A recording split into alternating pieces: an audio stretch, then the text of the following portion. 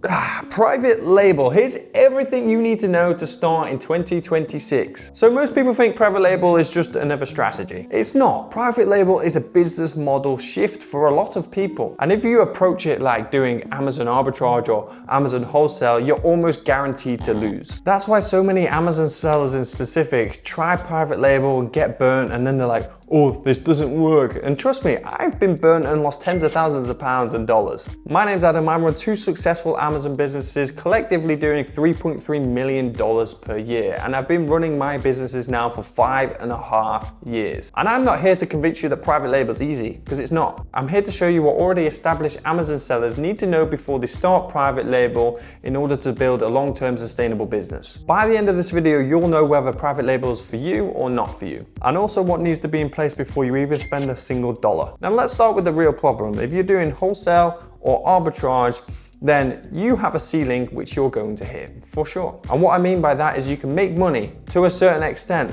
but it's going to cap. Margins get tighter, competition increases, products become unreliable, all these things. And then scaling starts to become more of a stress rather than creating freedom. And that's not because Amazon is broken, it's because their models don't give you control. You don't control the product, you don't control the listing, you don't control the margins, you don't control anything. So every time you scale, you're actually scaling your risk alongside your revenue. Private label is how Amazon sellers progress from being Amazon's bitch to actually using Amazon as just a fulfillment service. But only if it's done correctly. Here's the biggest mistake that I see most people make within private label. And it's a mistake that I see over and over again. Amazon sellers treat private label like it's just sourcing. They look for a product with decent demand and manageable competition and expect they're just going to slap a label on and it's going to be a-okay. There is competition within private label, you know, and they will crush you. This is why this approach fails. Private label isn't just about owning a product, it's about owning a position in the market. Now, how can you do that? If you don't understand that difference, then private label becomes expensive very, very quickly. So how would you do it? I took an approach with one of my brands was to simply just nail the presentation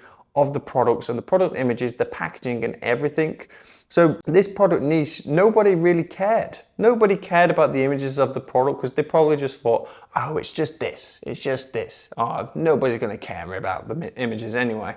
So I took I went to a big extent to put lots and lots of emphasis on my main image and also having 7 other images following. And even just that, and I did actually change packaging sizes to completely different from my competitors as well. But even just that primarily has literally built me a huge brand. I want to just talk about market and product selection. Private label starts with you choosing markets that you can control, not just enter, because that's what you're doing with wholesale and arbitrage. You're just entering the market, just dabbling your fingers in it. I stopped looking for profitable products and I started looking for weak listings, bad reviews on products, boring packaging. And I also did look at latest trends as well, because I do think that is really important to a certain extent. My criteria for sourcing a product is reasonably simple. I'm going to share it with you now. First, the competitors need to show clear gaps. Do they have poor branding, unclear positioning, bad marketing, unresolved complaints within the reviews? If existing listings and competitors are super strong, fantastic reviews and thousands of 5-star reviews, I couldn't get that out of my mouth then, there's no point. Unless, of course, you're going down the TikTok only route and there's none of it on TikTok at all,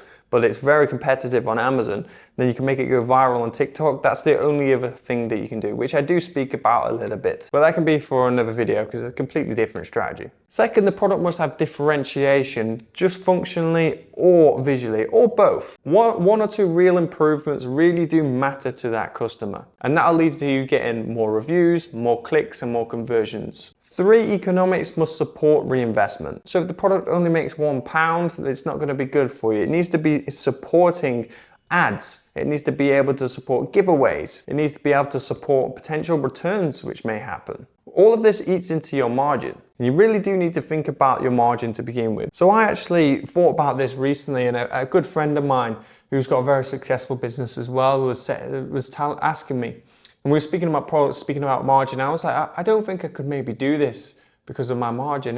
He said to me, do you not think about your margin before you source? And I do, of course I do. It's like, yeah, well, of course, otherwise I wouldn't source the products. And then he started explaining to me about his margin. Like if he sees an opportunity, he factors that into what decision he makes, okay? So For example, I source products which make money and have relatively okay margin. However, he sources products which has ridiculously insane margins, so he has that peace of mind. He has the money to spend on ads. He has that flexibility, okay? And that did give me a little mindset shift. Maybe about 9 to 12 months ago, I got that bit of information. It's pretty obvious when you think about it like that. Why not source something which has the highest margin possible? But when you're finding opportunities left, right, and center, and you see something which is going to make money, why not just go for it? If it's not perfect margin, but it makes money, why not? As long as you can still afford the ads and things like this as well. Also, I mentioned differentiation just then, so let me just touch on that a little bit more now. Most sellers hear differentiation and then they just think branding. While branding can certainly make a huge difference, honestly, you really do want to be asking yourself the following questions. What problem does this solve better than the alternatives if you're finding like a completely new product? Why should they choose you or your version over the cheapest one? What objections do the reviews reveal which you can solve? Real differentiation improves conversion and reviews, and also what can create virality on things like TikTok Shop. So if you're coming across with a new product with a new function which solves the problem but in a better way, it's so much better to visually show on, for example, TikTok Shop. Another huge way to build a brand, and this is the best way you can possibly build a brand, is if you can build a huge community or cult-like following, right? If you look at brands like British Supplements, if you've heard of British Supplements, or if you've heard of Newtonic, right? Let's take British Supplements, for example. You know, they've got a clear story and people buy into their story, okay? A clear background, a clear goal, a clear agenda. And people buy into it. I do. I've got some over there. This is why I've just said it. But they're basically target big pharma on why their supplements are better, because they're a small family-run business which pays tax and they actually care and they actually put proper doses in their products.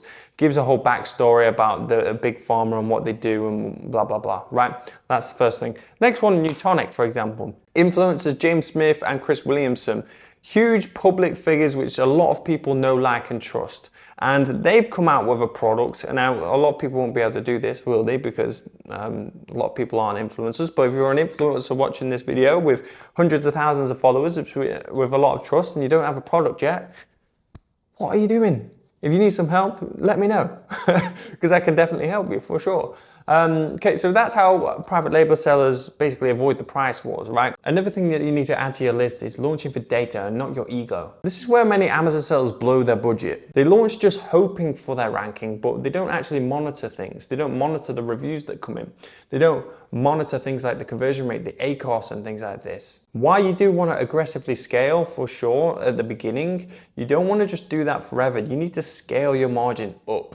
You need to start low and end high. And you can only do that by very, very slowly changing things like the price and your ads and your bids on your ads and things like this. If you're trying to confirm that the image, the title, the price and stuff all work together in synergy, but you're making drastic changes on a daily basis, you're never going to have real data. Private label does reward patience, not optimism. Private label really rewards patience, okay? Another huge thing that you need to know that protection is everything. Once a product works, protection matters. You need intellectual property, you need brand registry. Hell, you even need that beforehand. This is where private label separates everything else, because you end up controlling the listing, you end up controlling the product, you end up being able to make modifications, you can make changes to the listing, you can spend more on ads, you can spend less on ads, and you can control how the brand is positioned. You're still on Amazon at this point, but you've not got one-man bands trying to compete with you. This control is what allows consistency of your sales. So when things start to go well, you need to start scaling through reinvestment.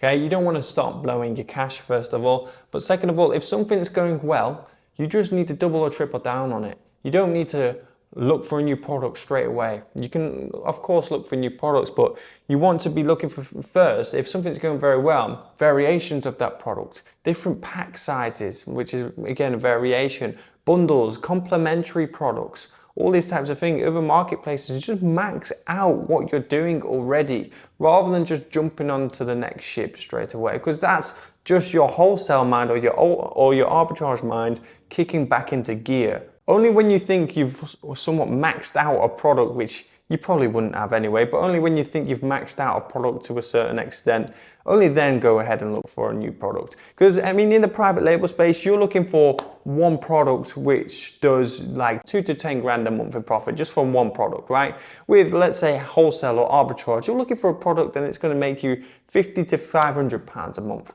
It's a different ball game. This is how sellers create meaningful income. And it's not theory at all. I was doing wholesale for a very long time. You know, I started 5.5 years ago with wholesale only. I started contacting manufacturers and started differentiating myself just for contacting manufacturers. That got me to a certain extent, and it got me to doing 6-figure months with Amazon for sure. However, it only got me so far. I plateaued. And this is what you need to know. You need to start transitioning into the private label space. So I transitioned about 3 years ago. I've invested multiple thousands of pounds, over £10,000, over $15,000 into courses, education, and things like this. And since then, I've transitioned 3.5 years ago-ish, maybe 3 years ago, and my business has grown. Okay, 2.5 to 3 times the amount, okay, which is fantastic. But not only that, my business is now worth something. I could sell my business for sure for at least $1 million. But it's not just me, I've helped other people do the same. A client that comes to my mind is Daniel. Daniel came to me doing about 5 to 10 grand a month. It was very inconsistent, up and down, up and down, up and down. And I helped him scale his business from 30 to 35 grand a month, which was absolutely insane. And that was all through transitioning from wholesale to owning stuff, to literally having more control over what he did. He improved images, he improved listings, he created better SEO driven titles. We didn't even get to the TikTok stage because I did this with him about 1.5 to 2 years ago when TikTok Shop wasn't as big. Private label works when people stop treating Amazon like it's a side hustle, because that's what a lot of people do. If you want to copy the exact systems, the exact strategies which I've used to grow my business using the private label strategy, then click the link down below in the description. It breaks down my exact process to look for products and come up with ideas. Also, you can apply this into your business. Private label isn't just about logos, right? There's a lot more to it than that. If you want short-term cash flow, wholesale and arbitrage is probably for you. But if you want something long-term, sustainable, something you can sell, you want to become a millionaire potentially, you want to sell your business, you want to travel the world, you want systemization, location freedom, money freedom, all these types of things, then I think you do need to do private label. Obviously, it comes with a cost to do private label. It's a lot more expensive than wholesale. However, it's the way forward. Once you see private label as a business model rather than a sourcing tactic, that's when everything changes. That's it from me. Peace out.